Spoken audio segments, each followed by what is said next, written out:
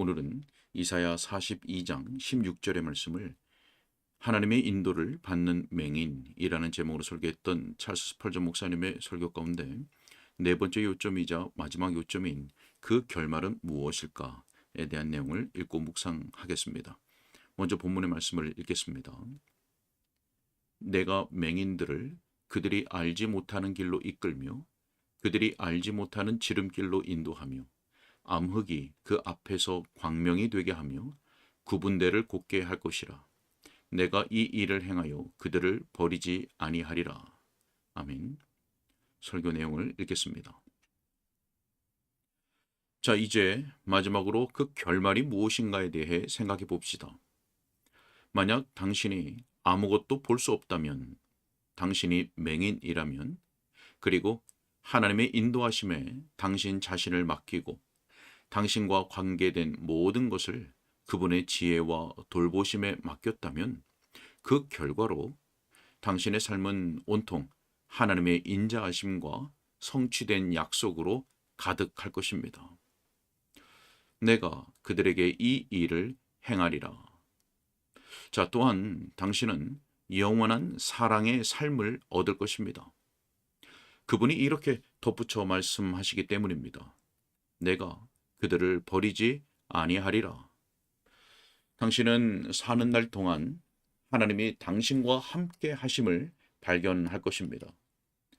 하나님의 자녀가 믿음으로써 모든 일을 모험으로 행하는 것은 아니지만 그 모험은 효과가 있습니다. 요행수를 노리는 여러분이요. 여러분은 투기가 유익할 때도 있지만 나쁠 때도 있음을 발견할 것입니다. 하지만 만약 여러분이 하나님께 대한 믿음으로 모든 위험을 감수한다면 그것은 투기가 아닙니다.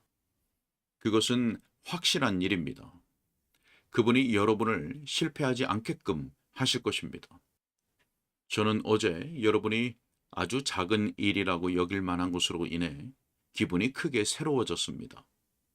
그 일은 하나님께는 작은 일이 아니었습니다. 저는 우리 교회 연혁의 책장을 넘기다가 1861년도에 해당되는 부분을 보게 되었습니다. 그해 1월 무렵에 이와 같은 기록이 있었습니다. 이 교회는 새 태버너클 예배당 건축비를 지불하기 위해 4,000파운드의 돈을 필요로 한다. 이 문서의 서명자들인 우리는 그 돈이 어디에서 올지를 알지 못하지만 우리의 하늘의 아버지께서 우리들의 증언자로서 적당한 때에 그 모든 액수를 우리에게 보내주실 것을 확실히 믿는다. 자, 그 서명자들 중에는 저도 있었고 집사들과 장로들과 수많은 여성 신자들도 포함되어 있었습니다. 저는 우리가 이렇게 하나님을 신뢰했음을 보고 기뻤습니다. 그 문서에는 아주 신중한 형제들 한두 사람의 이름도 있었습니다.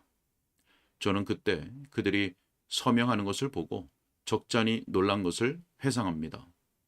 왜냐하면 당시에 그들은 우리가 돈을 구할 수 있을 것인지에 대해 줄곧 회의적이었기 때문입니다. 하지만 그들은 장부답게 서명을 했습니다. 한 두 달 후 이런 기록이 있었습니다. 모든 성도들 중에 가장 작은 자보다 더 작은 자인 나 찰스 헤돈 스펄전은 하나님이 참되심을 보증하며 날인한다. 그분이 이 4,000파운드의 전부를 우리에게 공급해 주셨기 때문이다. 자, 그 뒤에는 이와 같은 새로운 의사록이 있었습니다. 서명자들인 우리는 이로써 전능하신 하나님께 대한 우리의 신뢰를 선언한다. 그분이 우리 믿음을 따라 우리에게 행하셨으며 우리가 그 돈을 필요로 하는 때가 이르기 전에 필요한 모든 것을 우리에게 보내주셨다. 우리가 의심을 가졌던 적이 있음을 생각하면서 우리는 스스로 부끄러워하며 또한 이제부터 영원히 항상 그분을 신뢰할 수 있기를 기도한다. 그 후에 긴 서명부가 첨부되었습니다.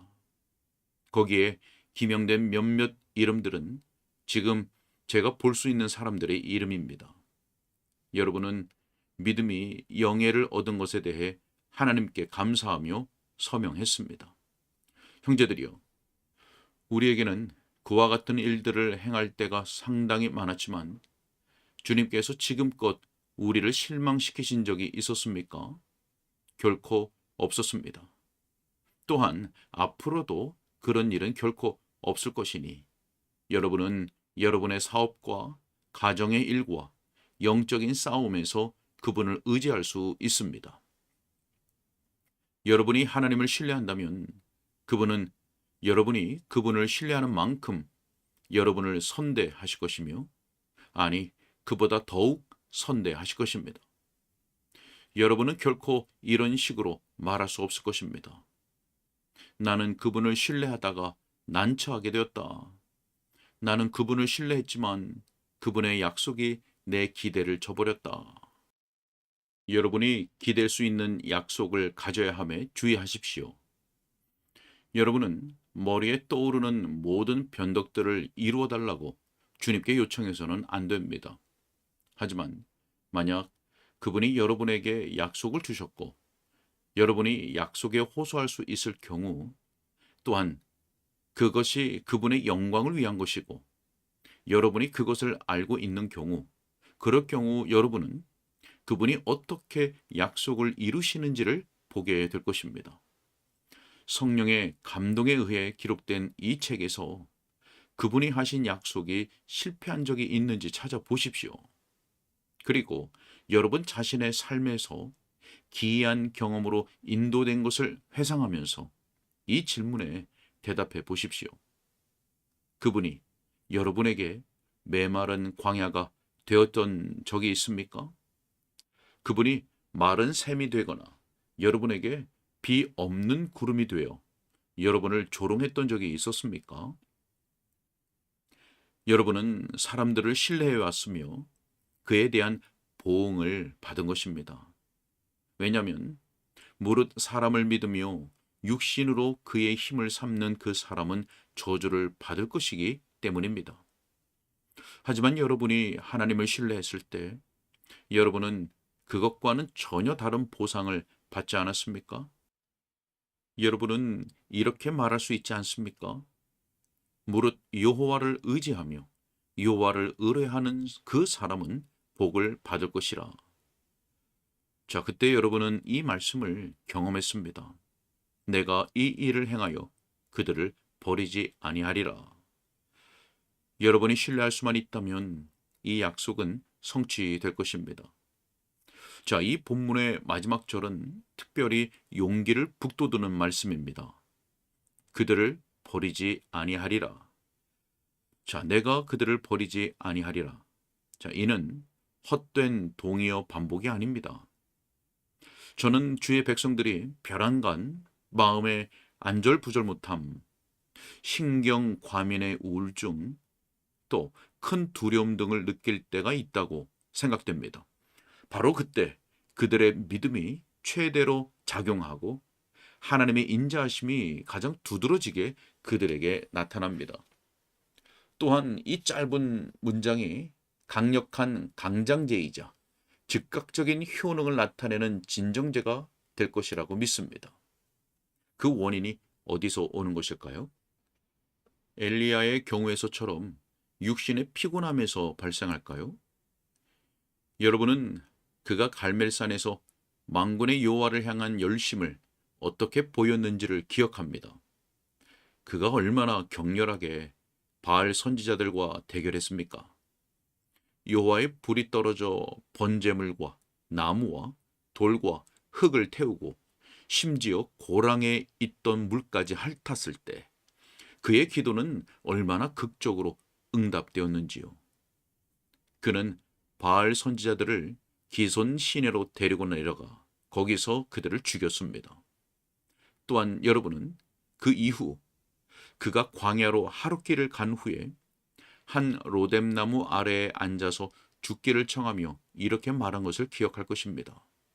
여호와여, 넉넉하오니 지금 내 생명을 거두시옵소서. 나는 내 조상들보다 낫지 못하나이다. 그는 많이 두려워했지만 여호와께서 그를 버리실 위험은 없었습니다. 혹이 기이한 두려움은 격렬한 흥분 후의 반작용이거나 그 결과일 수도 있습니다. 다윗은 거듭하여 사울의 손에서 건짐을 받았으며 그 오랜 원수가 자신이 죄를 범했고 매우 어리석게 행동했다고 인정하는 말을 들었습니다. 하지만 그럼에도 다윗은 제 길을 갔으며 그 마음에 이렇게 생각했습니다. 내가 후일에는 사울의 손에 붙잡히리라. 자, 하지만 그가 하나님께 버림받았습니까? 여호와께서 그를 대하시는 문제에서 그가 그렇게까지 의문을 품어야 할 진정한 이유가 있었습니까? 결코 그렇지 않습니다. 잘은 모르겠지만 저는 이런 두려움을 이따금씩 노령의 약함 탓으로 돌리기도 합니다. 우리의 죽을 육체가 점차 쇠약해질 때 영혼이 육체의 연약함에 동조하는 것이라고 말입니다. 제가 이미 말한 바 있듯이 시편 기자는 인간의 감정의 모든 건반을 두드리고 신자들이 경험하기 쉬운 모든 기분들을 다룹니다. 다음과 같이 말했을 때 분명 그의 믿음은 활력으로 가득했을 것입니다. 시편 71편 16절의 말씀입니다. 내가 주 여호와의 능하신 행적을 가지고 오겠사오며 주의 공의만 전하겠나이다. 그가 어려서부터 성년이 되기까지 자신의 삶을 되돌아보면서 이렇게 말했던 감사는 결코 잘못된 것이 아닙니다. 하나님이여, 나를 어려서부터 교훈하셨으므로 내가 지금까지 주의 기이한 일들을 전하였나이다. 하지만 우리는 그 뒤에 따라오는 열정적인 기도를 결코 잊을 수 없습니다. 하나님이여, 내가 늙어 백발이 될 때에도 나를 버리지 마소서. 자, 그럴 때 이 말씀을 종처럼 울리십시오. 내가 이 일을 행하여 그들을 버리지 아니하리라. 물론 그들은 고난에 처할 것입니다. 그들의 친구들은 마치 겨울에 나뭇잎들이 나무에서 떨어지듯이 그들을 떠날 것입니다. 하지만 주께서 말씀하십니다. 내가 그들을 버리지 아니하리라. 그들은 죽게 될 것이고 마귀가 그들을 유혹할 것입니다. 육체는 아주 약해질 것이며 그들의 육신은 힘든 고통을 느낍니다. 하지만 주님은 말씀하십니다. 내가 이 일을 행하여 그들을 버리지 아니하리라. 그들이 물을 건널 것이며 심판대에 서리라. 하지만 기록된 것과 같이 내가 이 일들을 행하리니 내가 그들을 버리지 아니하리라. 사랑하는 이여, 계속해서 나아가십시오. 앞으로 나아가십시오. 비록 맹인이어도 당신이 당신의 길을 보지 못해도 앞으로 나아가십시오. 사랑하는 이여, 어둡고 굽은 길에서도 앞으로 나아가십시오. 정녕 당신이 하나님을 신뢰하는 한 하나님께서는 당신에게 하신 그분의 모든 약속을 이루실 것입니다. 마지막까지 그분의 이 말씀이 당신의 귀에 들리게 하십시오. 내가 그들을 버리지 아니하리라. 그들을 떠나지도 버리지도 않겠다고 하신 것은 자기 백성을 향한 그분의 약속입니다. 아멘. 여기까지입니다. 네, 거듭나기 이전에 있는 모든 사람은 눈먼 자들이지요. 지금은 거듭난 상태에 있는 신자들도 이전에는 눈먼 자들이었고 본다고 여겼던 모든 것들이 기만이었습니다. 신비한 것은 성령의 역사로 인해서 보지 못하던 것을 보게 된 후에도 다른 의미에서 여전히 눈먼 자로 살아간다는 것입니다. 신자는 보이는 것을 따라 사는 자가 아니고 보이지 않는 것을 따라 사는 자들이지요. 또한 자신과 관계된 모든 일들 그리고 내일 일을 보지 못하는 사람처럼 하나님을 의지하고 그분께 맡기며 살아가는 사람인 것입니다.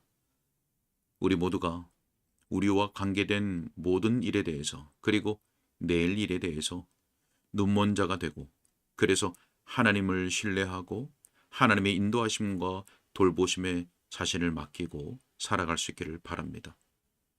우리가 맹인 이어서 내일 일을 보지 못하고 우리의 길을 보지 못한다고 해도 믿음으로 하나님께 의탁하면 하나님께서 친히 자신의 참되심과 영광을 나타내실 것이고, 그리하여서 의심을 가졌던 우리로 하여금 부끄럽게 하실 것입니다. 하나님의 성령께서 우리 모두에게 이러한 믿음을 주시기를 간절히 소원합니다. 기도하겠습니다. 사랑과 은혜가 많으신 아버지 하나님, 날 때부터 맹인되어서 하나님도 보지 못하고 영적인 것을 보지 못하던 우리에게 성령을 통하여, 그리고 하나님의 생명의 복된 말씀을 통하여서 이제는 보게 하시고, 그래서 하나님의 자녀로서 복된 이 땅의 삶을 살아갈 수 있도록 그 놀라운 부르심을 허락하여 주시니 감사합니다. 하나님, 이제는 우리가 보게 되었지만은 여전히 보지 못하는 자처럼 우리 자신과 관계된 그 모든 일에 있어서 보지 못하고 또 내일 일을 보지 못하는 자와 같이 하나님을 전적으로 신뢰하고 하나님께 전적으로 의탁한 믿음의 삶을 살아갈 수 있도록 도와주옵소서. 그래서 하나님께서 우리를 친히 도우시고 붙드시고 인도하시는 그 놀라운 은혜를 경험하며 이 땅의 삶을 살아갈 수 있도록 주님 도와주옵소서. 주님 부탁하옵고 예수 그리스도 이름으로 기도하옵나이다. 아멘.